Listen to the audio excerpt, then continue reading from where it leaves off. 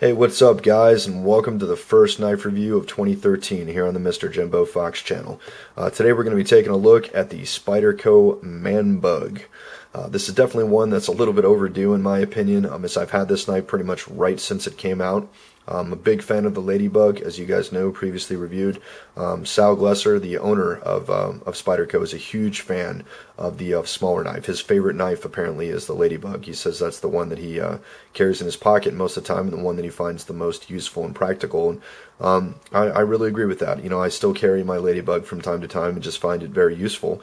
And when I heard they were coming out with the Manbug, the manly bug, I figured, you know, why not? You know, they had a home run with the Ladybug, and if the Manbug is one step up from that, a little bit more manly, then why not? I'm going to check it out. So, as always, let's go ahead and jump right into the specifications. Closed length comes in at 2.51 inches.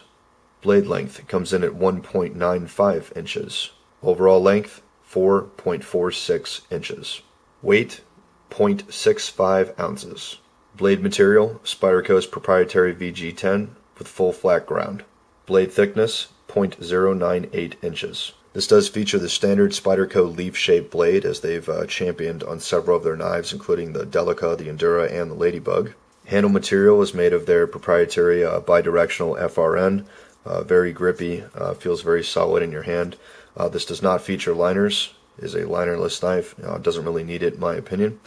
Locking style features a lockback with the buoy dent, just like the Ladybug. Very easy to open and close, requires almost no effort.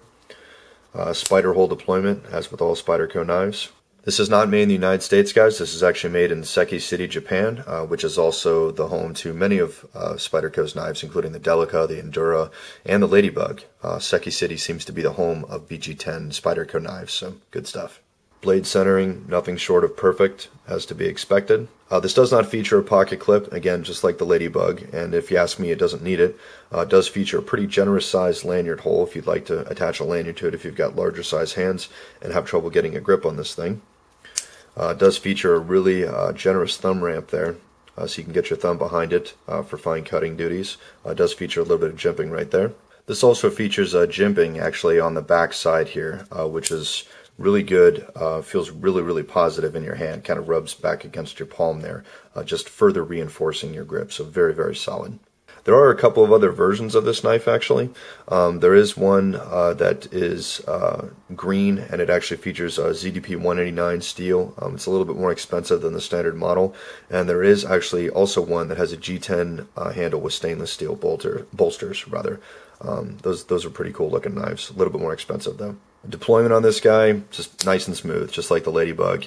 It's just amazing to me that such a small knife, you know, something that literally fits in the palm of your hand, that you can actually deploy, you know, just like a regular Spyderco knife using the spider hole.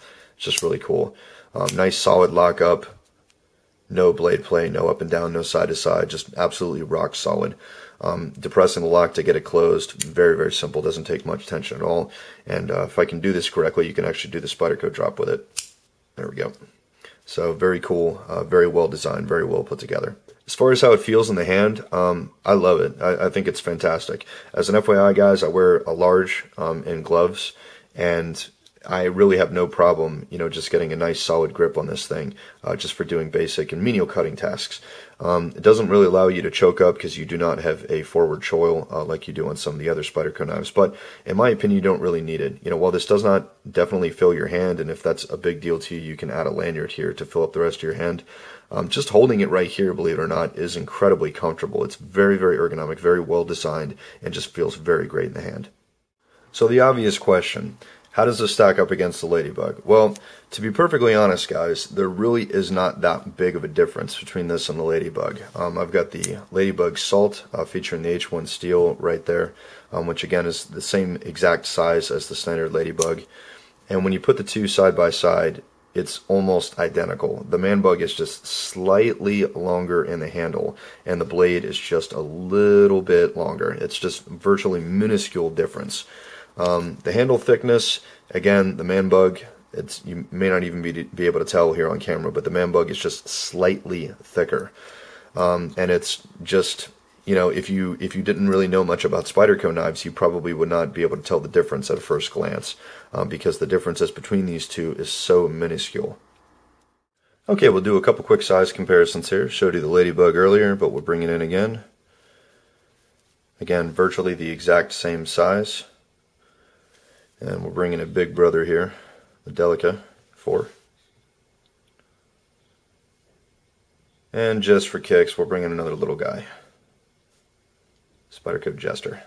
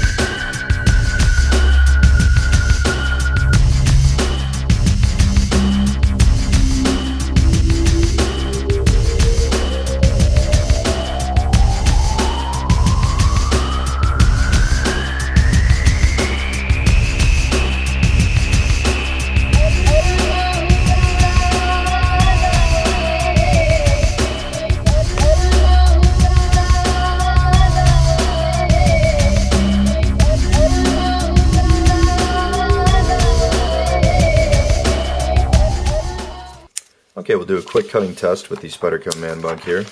Working with the factory edge, Spyderco VG10. We'll see how we do.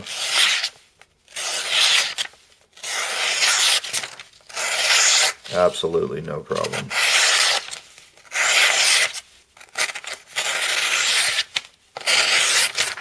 Let's cut a tip.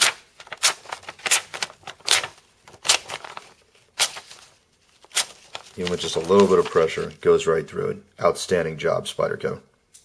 Bottom line on the Spyderco Manbug, what a great and cool and collectible little option from our friends at Spyderco. Right around the $35 price point, you get Spyderco's VG10 blade steel, you get the bidirectional FRN, you get the lockback with the boy dent, great tolerances on this thing, great build quality, great quality control, just something you'd expect from Spyderco in general. One thing I do want to point out though, guys, is the price point on this, as I said, is $35. The standard Ladybug is actually only $25, so it's $10 less. And as I'd shown you earlier, the difference between these two is, in my opinion, negligible at best. In size, in width, length, all that stuff. It's almost the exact same knife. So I'm not exactly sure what you're paying for when you pay the extra $10 if you just want, knife for the dollar. But I think this might just be for the Spyderco collectors or for the guys who simply don't want a knife in their pocket that starts with the word lady. Personally, it doesn't bother me, but hey, to each their own.